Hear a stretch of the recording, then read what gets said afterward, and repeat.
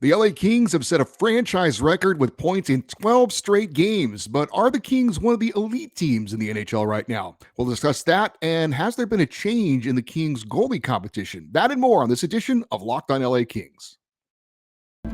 You are Locked On Kings, your daily podcast on the Los Angeles Kings, part of the Locked On Podcast Network, your team every day.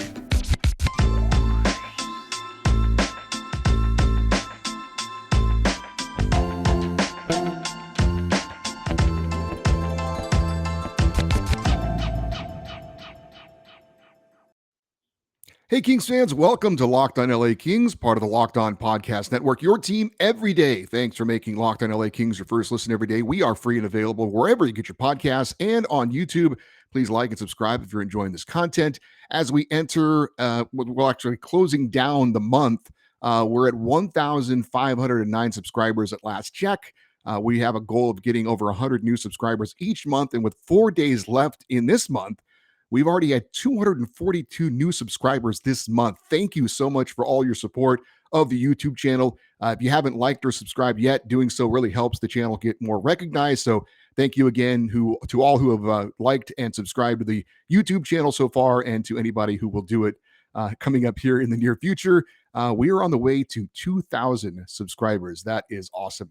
My name is Eddie Garcia. I'm your host of Locked on LA Kings. I've worked in sports media for the past 30 years, 20 plus years at the Fox Sports Radio Network. I'm also co-host of the Puck Podcast. It's a weekly NHL review show that's been putting out content for the past 16 years. And of course, a passionate LA Kings fan for the past 30 years.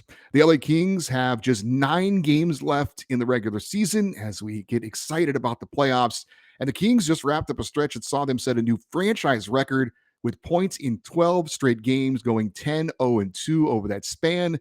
The Kings swept a pair of games over the weekend, beating the Jets 4-1 on Saturday, and then holding off the Blues for a 7-6 win on Sunday. Let's give you a quick recap of the weekend. On Saturday, the Kings jumped out to a 2-0 lead against the Jets on goals from Victor Arvidsson and Alex Iafallo. LA then closed out the game with a pair of third-period goals, one from Drew Doughty and then another from Victor Arvidsson, and that was plenty of offense for goaltender Jonas Korpisalo. He allowed 1 goal on 26 shots. For Arvidsson, he gets goals numbers 21 and 22 on the season. Also, Gabe Vilardi played in this game after being shaken up in the previous game. Of course, there were a few extra days off during the week for Gabe to heal up. He did miss some practice time, but he was back on the ice, so no games missed for Gabe Vilardi. That was great. As far as the win over the Jets, the Kings, I thought, were exceptional in the faceoff circle, especially in the offensive zone. The one concern, though, from that game to me was the Kings committed 6 penalties, including a 5-minute major by Blake Lizotte that helped Winnipeg get their lone goal of the game. The Kings' penalty kill was good, but looking ahead to the playoffs, if the Kings take a lot of penalties like that, especially against a team like Edmonton, who has an elite power play, that's going to be a recipe for disaster. So solid win for the Kings all the way around, but too many penalties in that win over the Jets. As for Sunday's game, the Kings played one of their best periods of the season in the opening period. They were dominant, putting up a season-high 5 goals in the first period against St. Louis and leading 5-1 after one. The Kings got power play goals from Alex Iafallo, Victor Arvidsson, and Trevor Moore, plus a shorthanded goal from Adrian Kempe. Arvidsson also scored at even strength for his 23rd and 24th goals of the season. However, the Kings let the Blues back in the game by being outscored 3-0 in the second period. In the third period, the two teams would alternate goals, each scoring twice. Drew Doughty, another power play goal, and then Adrian Kempe, second of the game, his 36th of the season, setting a new career high for him. Kings held on for a 7-6 win. Phoenix Copley allowed 6 goals on 22 shots. LA went 4 for 5 on the power play, maybe their best performance of the season with the man advantage, probably so. Great passing, great finishes, but obviously there were some defensive miscues that we saw earlier in the season from the Kings in this game against the Blues, but the Kings definitely wrapped up a successful homestand going 8-0-2. And before we go any further, I want to crown a king from the weekend, our player of the game for both of the wins over the Jets and Blues. And who am I to argue with the NHL, who just named Victor Arvidsson as the NHL's #1 star of the week? Arvidsson had 2 goals in the win over the Jets, 2 goals and a primary assist in the win over the Blues. We've talked a lot about Adrian Kempe, Gabe Vilardi, Kevin Fiala, Andrei Kopitar. Victor Arvidsson, though, a little bit under the radar sometimes when you talk about important pieces for the Kings, but he really shouldn't be. He may not be elite, but he is highly skilled, great puck handler, great skater, and obviously has a great shot. He is a very important part of the Kings. And of course, remember, he missed the playoffs last year, so that's just another piece the Kings will have this time around in the postseason. And he can be a spark plug for the Kings as well. Offensively. So for his play over the weekend, Victor Arvidsson gets the crown from us for our player of the weekend. Long live the King. And by the way, for the record, Arvidsson was named the NHL's #1 star for the week, having 5 goals and 2 assists over a 3-game span. So back to some significant events from Sunday's game against St. Louis. First and foremost was the return of Kevin Fiala and Sean Durzi to the lineup. Fiala and Durzi each had 2 assists in the win. Durzi had missed 7 games with an upper body injury. Remember the head contact he had.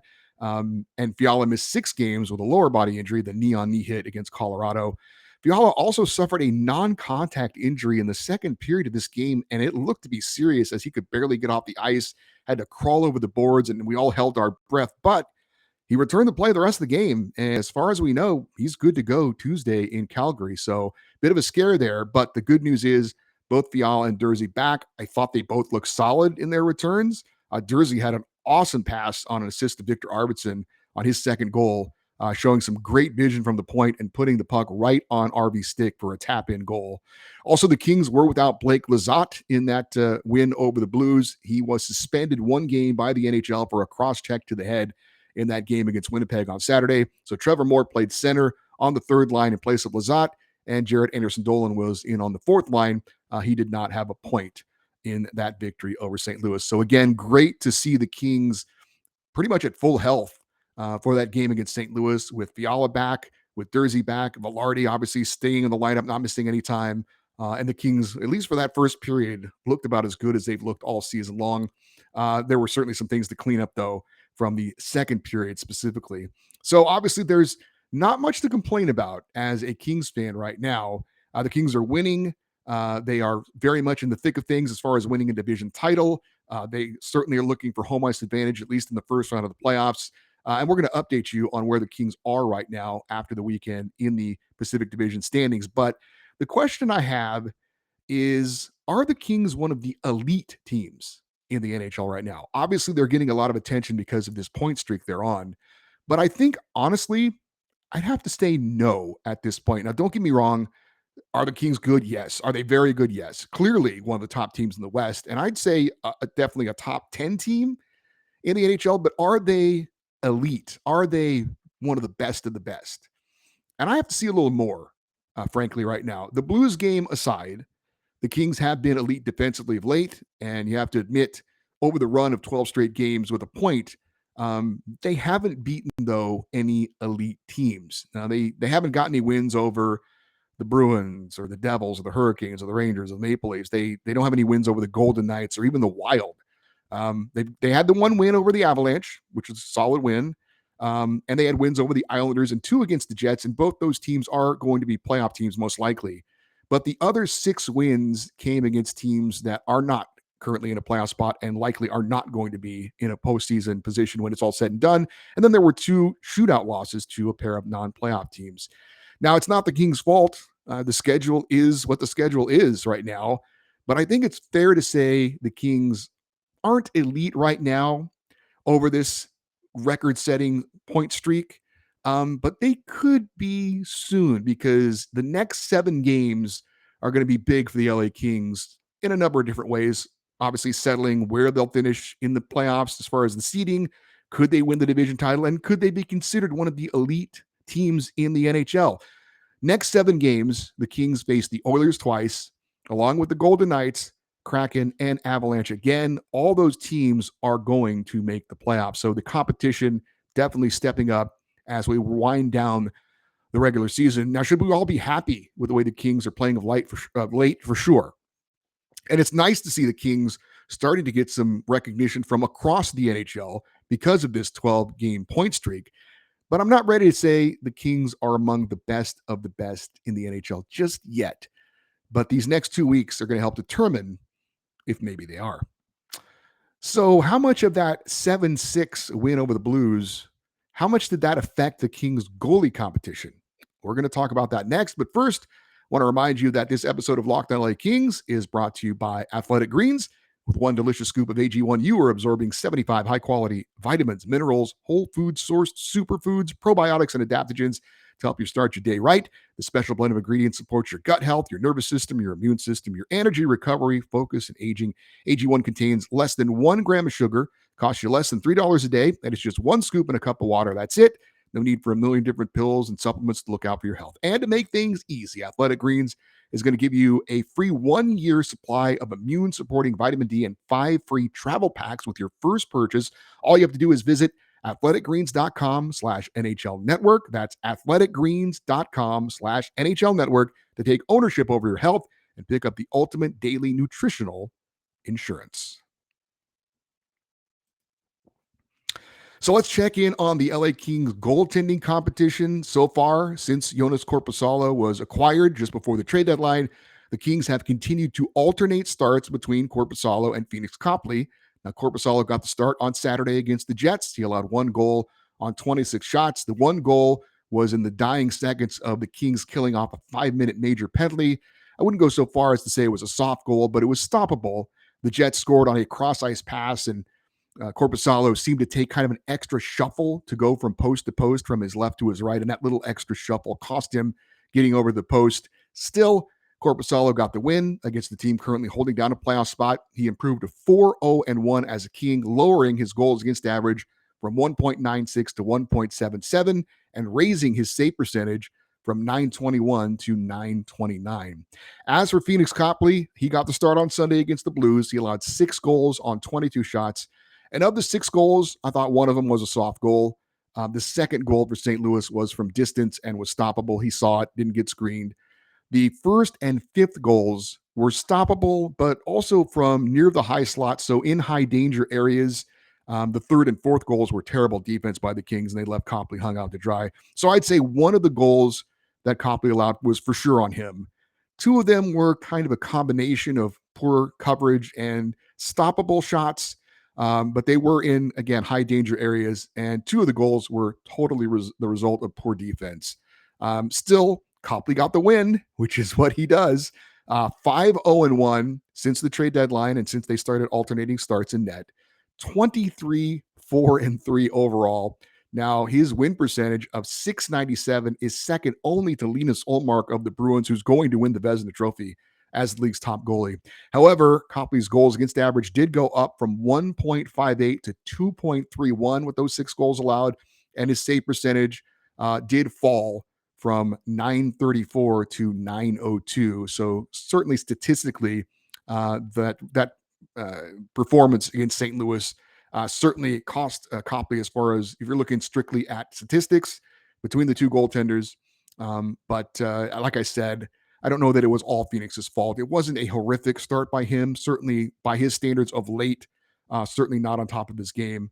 Now, if the Kings continue to alternate the starts, Korpisalo is slated to start Tuesday in Calgary and Copley in that big-time game Thursday in Edmonton. Now, despite the 6 goals allowed, I think Copley will still get that start against the Oilers, unless Korpisalo does something really exceptional against Calgary, like he has a 40-something save shutout. Maybe that would change Todd McClellan's mind.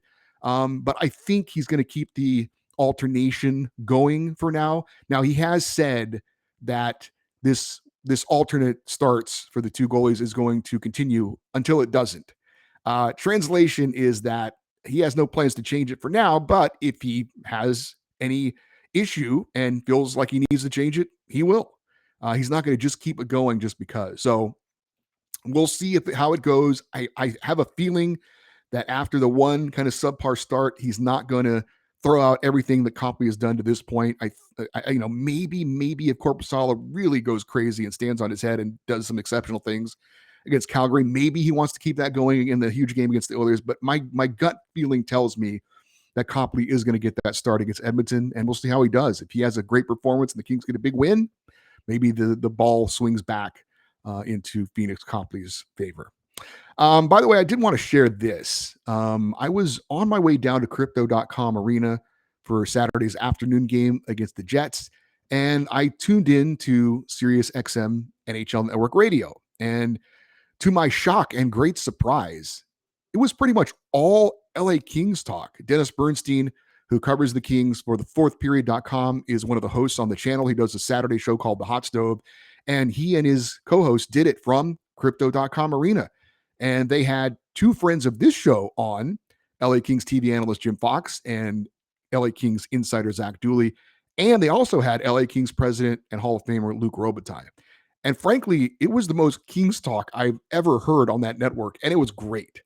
So if you didn't happen to listen, now the network is usually kind of slanted towards the Canadian teams. It is based in Canada, and it also talks more about your traditional powers.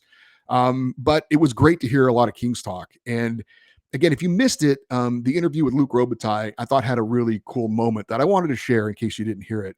He was asked, obviously, about the Jonathan Quick situation, and he said most of the things you would expect him to say. But one thing he did say is that a couple days after the trade, he personally reached out to Jonathan Quick, and they had a really nice phone conversation. And it was great to hear, this is a business, but you have relationships with players over the years. And we've talked about how much, and you guys know how much Jonathan Quick has meant to the Kings organization. I thought it was great to see someone like Luc Robitaille taking that kind of extra step to reach out to an important member of the Kings and just say, hey, we know that this was difficult. He didn't share the details of the conversation, but I'm sure he said something to the effect of, we know this is difficult. We just want to remind you. I just want to personally remind you, as the president of this team, what you've meant to this team, that it was a difficult decision. And we wish you all the best, even as a member of the Vegas Golden Knights. And he also said that he encouraged Jonathan Quick to play as long as he could, because once your career's over, it's over. And so, that's one of the things I think some Kings fans maybe took a little bit of solace in that Jonathan Quick has said he wants to play beyond this year. And it didn't look like that was going to happen with the Kings with his contract expiring at the end of the year. So it was likely he was going to go somewhere else and finish his career somewhere else anyway. So maybe that helps to kind of lessen the impact of him not finishing his career with the LA Kings. But I just loved I love that Luc Robitaille shared that. I thought that was really cool. And I actually love, and I know that other teams and other sports, sometimes they'll hire some legend to run the team, like a John Elway with the Denver Broncos or something like that. And sometimes it doesn't really work out. Sometimes they're just like figureheads. But I do think it's really cool that the Kings have two legends basically running the franchise in Luc Robitaille and Rob Blake, and that they're both doing, I think, a really great job. I think the Kings are in really good hands. And I think because there is that relationship with the Kings and two former Kings in such a high level of position in making decisions and charting the course of the organization, it almost feels kind of like an old school family run business in a way, because the Kings ownership for the most part is very hands off. They hire good people and let them run the business, which I think is a great business model. But it does feel kind of like it's in the family, when you've got Luke and you've got Rob running things and doing such a great job. It's great. And, at some point, obviously, Jonathan Quick will get welcomed back as a member of the family. He's not there now because he's with the Vegas Golden Knights. But I think, again, things are starting to settle down from that, earth-shaking trade. Even though Quick is with the Vegas Golden Knights, we don't know how that's going to play out. But I just wanted to share that conversation, and hearing Luc Robitaille talk about that, I thought that was really cool. Speaking of the Golden Knights, we're going to check in on the Pacific Division standings and where the Kings are as they continue to battle for home ice advantage in the first round of the playoffs, at least, if not the division title. But first, I need to remind you that today's episode of Locked on LA Kings is brought to you by Built Bar. Looking for a delicious treat and don't want all the fat and calories? Then you got to try Built Bar. They are so delicious, you won't know you're eating something that's good for you. They're covered in 100% real chocolate, and they come in unbelievable flavors like churro, peanut butter brownie, and coconut almond. I don't know how Built Bar does it, but these things, they taste like candy bars, but they're actually health bars, protein bars. 130 calories, 4 grams of sugar, but a whopping 17 grams of protein. Help you start your day off right, or give you that extra snack sometime during your day when you need a little extra boost. You can get them at Built.com, but you can also find them at your local Walmart or Sam's Club. They're in the pharmacy section. In addition to the new flavors, they've got the old favorites too, like cookies and cream, double chocolate, and coconut puffs. Built Bars, protein bars that taste like candy bars. As we get ready to check in on the Pacific Division standings, here's something to keep in mind. When you look at the best records in the NHL in the month of March, 3 of the 4 teams are the top 3 teams in the Pacific Division. And as a matter of fact, the top 4 teams are all from the Pacific Division. Vegas in the month of March, 11-2. LA in March, 9-0-2. And Edmonton, 9-2-1. The results so far, and again, that's in the entire NHL for the month of March. The results so far is that the Kings haven't been able to catch the Golden Knights for the division lead, and the Oilers haven't really been able to gain any ground on the Kings. That's what makes this game coming up on Thursday so big.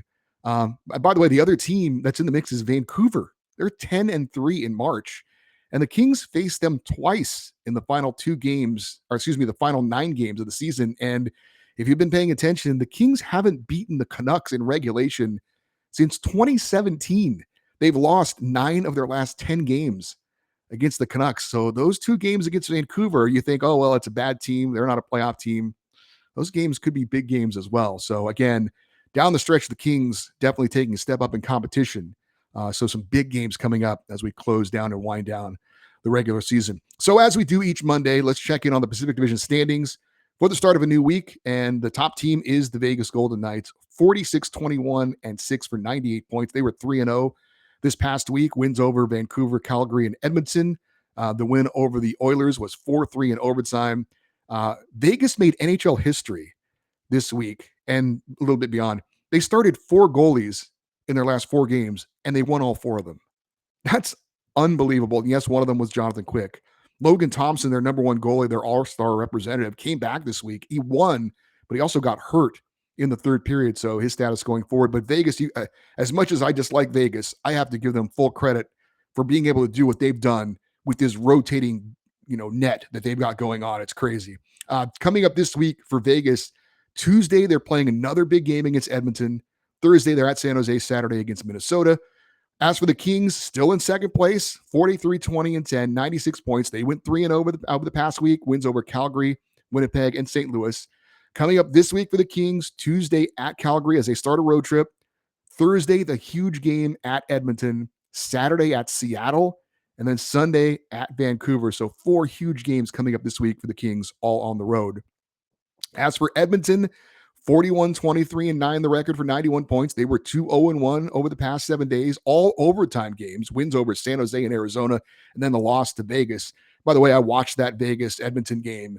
The 2 goals that Edmonton scored were on the power play. That power play is absolutely lethal. Leon Draisaitl is a beast, and Connor McDavid is Connor McDavid. If the Kings do match up against them, man, that got to stay away from that power play. But and then this week as well, that Thursday game, man, do not take the penalties like the Kings have taken recently, or else that's going to be a problem. And we'll tell you about Seattle as well. 40-24-8 for 88 points. They went 2-0-1 over the past week. They're the number 1 wildcard team in the West right now. They beat Dallas and Nashville, and then lost to the Predators as well in a shootout. They played back-to-back games in Nashville. This week for Seattle, tonight they're playing Minnesota, Thursday versus Anaheim, and then Saturday at home against the LA Kings. So again, Vegas, 98 points, 9 games left in the season. LA, 96 points, 9 games left in the season. Edmonton, 91 points, 9 games left in the season. And Seattle, 88 points, 10 games left in the regular season. If the playoffs started today, it would be the Kings hosting the Oilers in that 2-3 matchup. Golden Knights would host the Jets. Wild would take on the Kraken, and the Avalanche would face the Stars in the Western Conference playoffs. Looking ahead to this week here on Locked on LA Kings, we have a full week. So I'm going to throw out a bit of a curveball, and I don't know how it's going to work, but is it possible to have a fan feedback show tomorrow? I hate to not have a feedback show this week, but there's so much going on later in the week because on Wednesday, we're going to have to recap the game against Calgary. Thursday, we're going to have a special Oilers guest to preview that huge game against Edmonton. And then Friday, we're going to recap the huge game against the Oilers. So it's a full back end of the week. And like I said, we usually have that feedback show on Thursday or Friday. So is it possible? It's up to you guys. Can we have a feedback show tomorrow? Obviously, there's a lot to talk about. You've got the Kings on this historic streak right now. Are they one of the elite teams in the NHL? What's going on with the goalie situation? Do you feel like maybe Jonas Korpisalo has the edge now because of that performance against the Blues for Phoenix Copley, or does he still need some more rope to figure this out? And anything else that's going on with the Kings that's on your mind that you want to share, Let's try it. If we get enough feedback, if we get enough comments on the YouTube episode today, and we get the emails, then we're going to have a feedback show tomorrow. If we don't, then we'll try something else. But let's try it, because like I said, I really don't want to go a full week without talking about the Kings and giving you guys a chance to talk about what's on your mind. So let's give it a shot. If you're listening to this show on Monday or early Tuesday morning and you want something, you want to have your say on something, get on the old email machine there, or type a comment on the YouTube channel. Again, the email address, lockedoneddie@gmail.com, EDDIE, lockedoneddie@gmail.com. You want to send me a message on Twitter, you certainly could do that as well. We're at Locked On LA Kings on Twitter, Instagram as well, at Locked On LA Kings. So we're going to try for a fan feedback show on Tuesday, tomorrow, because I want to give you guys a chance to let me know what's on your mind. Lots of things to talk about. Obviously, the playoffs are coming soon. Huge week for the LA Kings. Big game coming up against Edmonton. So if we get enough feedback, we'll have a feedback show tomorrow. If we don't, then we'll do something else. But I wanted to try and give you guys a chance to have a feedback show this week again, because so much is coming up later on in the week. That's going to do it for this show. Hey, thanks for watching. But I also want to invite you to check out another show. It's called Game to Game NHL. Every moment, every top performance, every result. It's Locked On Game to Game that covers every game from across the NHL with local analysis and opinions that only Locked On can deliver. It's Game to Game on Locked On NHL, available on the Odyssey app, YouTube, and wherever you get your podcasts. I'm Eddie Garcia. Thank you for listening and watching this episode of Locked On LA Kings, part of the Locked On Podcast Network. Have a great day. We'll talk to you tomorrow. Hopefully a fan feedback show. And as always, go Kings go.